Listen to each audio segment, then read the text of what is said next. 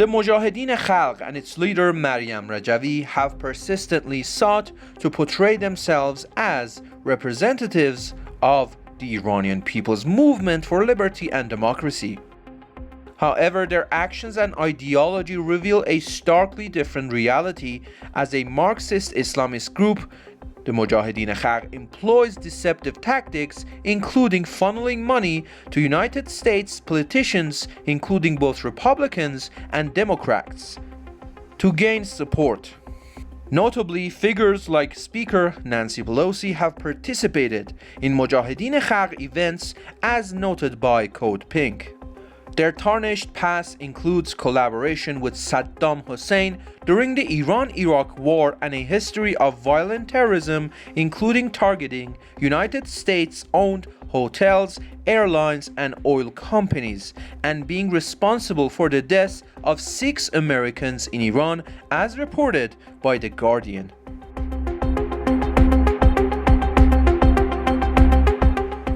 IRGC announces arrests for alleged spread of false information against the regime.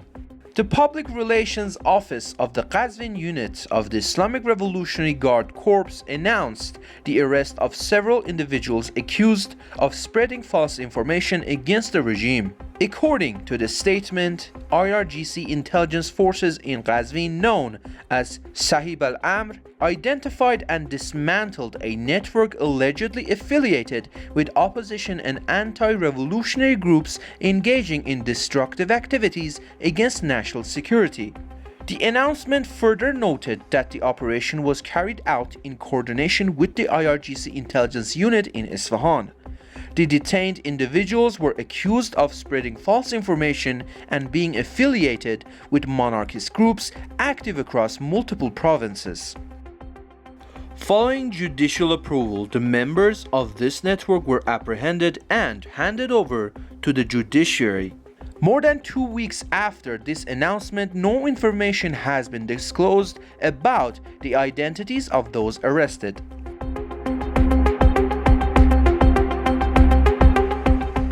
Young woman paralyzed after being shot by Iranian police pressured to forgive. Arezou Badri, a young woman shot by Iran's police forces in Mazandaran, has been left paralyzed from the waist down, according to doctors. She is now under heavy pressure from security forces to forgive those responsible for her injury. On the evening of July 24th, police in the city of Nur, Mazandaran province, opened fire on the car Arezou was driving, leaving her with a spinal cord injury. A source familiar with the situation stated the authorities have been using various methods to obtain her forgiveness, including offering money to her family and threatening them with arrest if they refuse.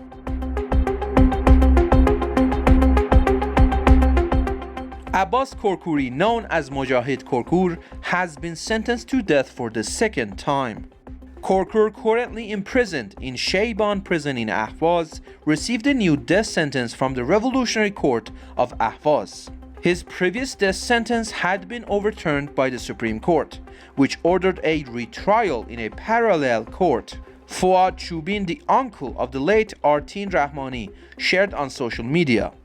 During a brief phone call today, Mujahid Korkur told me, they took me to the prison warden's office, put a document in front of me and said, sign and fingerprint this. It's your death sentence. I said, wasn't my sentence overturned? The warden replied, your sentence wasn't overturned. It's still a death sentence. Korkur's sister has also confirmed the news, stating they have learned that a new death sentence has been issued against him.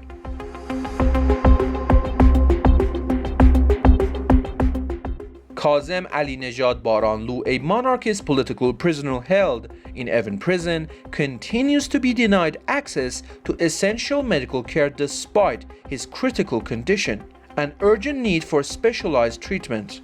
Baranlu is reportedly suffering from severe health issues, including the loss of function in 3 fingers, heart palpitations, and difficulty breathing. However, prison authorities have refused to transfer him to a hospital for proper care.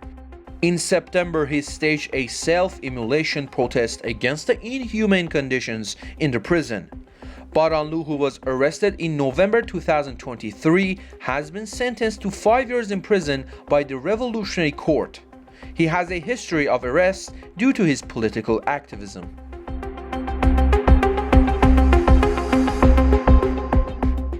Political prisoners in Karaj transferred to solitary confinement and begin hunger strikes.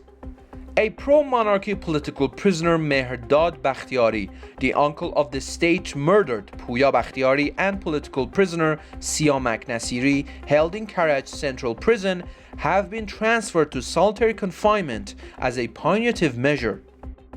In protest against this decision by prison authorities, both prisoners have declared hunger strikes. Siamak Nasiri has been sentenced to 5 years in prison for inciting and provoking people to warfare and violence to disrupt national security, an additional year for propaganda against the regime, and 2 years of exile in Ahvaz.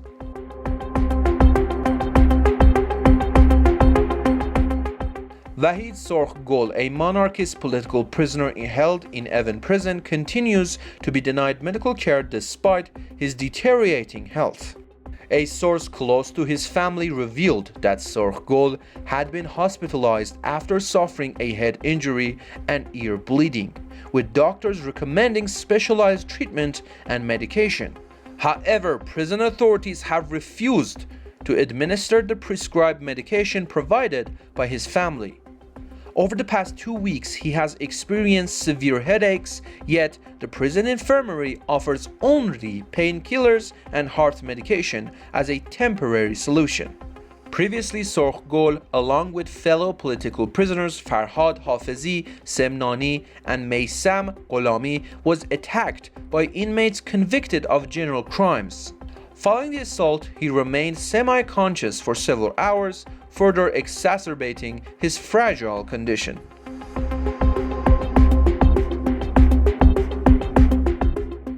Political activist Yashar Tabrizi speaks out after 33 days of enforced disappearance. Health deteriorates amid prison abuse. Yashar Tabrizi, a monarchist political activist, ended 33 days of enforced disappearance on Sunday, December 22nd, with a brief call to his family. During the call, he disclosed harrowing accounts of physical and psychological torture he endured while in detention.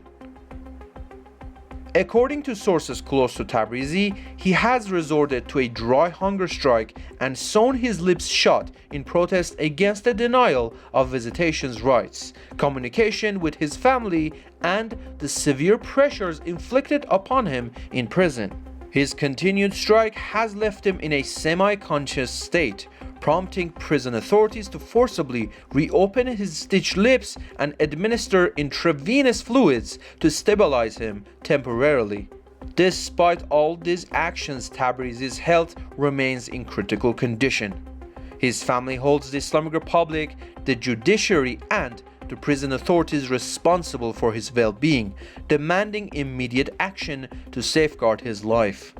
Yashar Tabrizi faces charges of acting against national security and collaborating with foreign governments.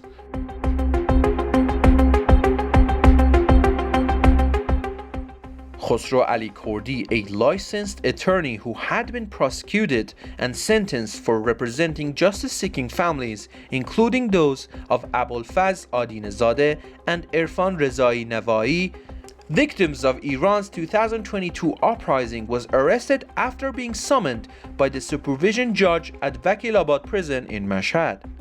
He was subsequently transferred to an undisclosed location.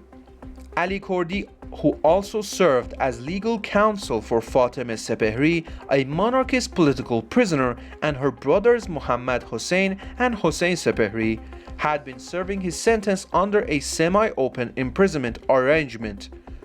On Tuesday, December 24th, after being summoned by the supervising judge at Vakilabad prison, Ali Kurdi was detained and moved to an unknown location. His current whereabouts remain undisclosed.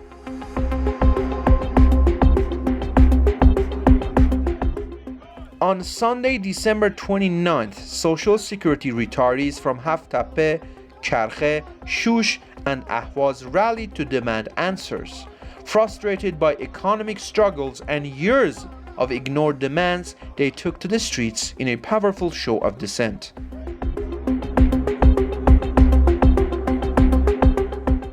On Sunday, December 29th, merchants from Tehran's Sepah Salar Bazaar, Millat Mall, and Fabric Market took to the streets in protest. Their strike was fueled by mounting frustrations over skyrocketing inflation, soaring prices, and repeated power outages disrupting their livelihoods.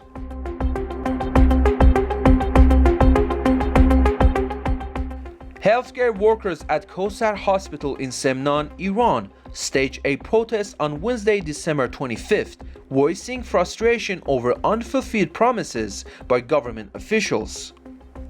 Chanting slogans like "Enough with the empty promises, our tables are bare," they called attention to the mounting challenges facing medical professionals in the country.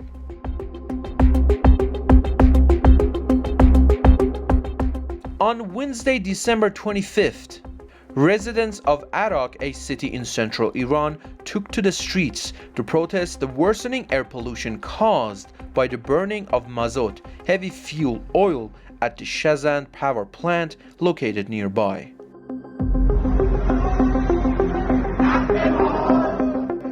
Monday, December 23rd, a number of retired telecommunications workers in Tehran, Zanjan, and Isfahan staged a protest to voice their concerns over economic difficulties and the unmet promises of officials in the Islamic Republic.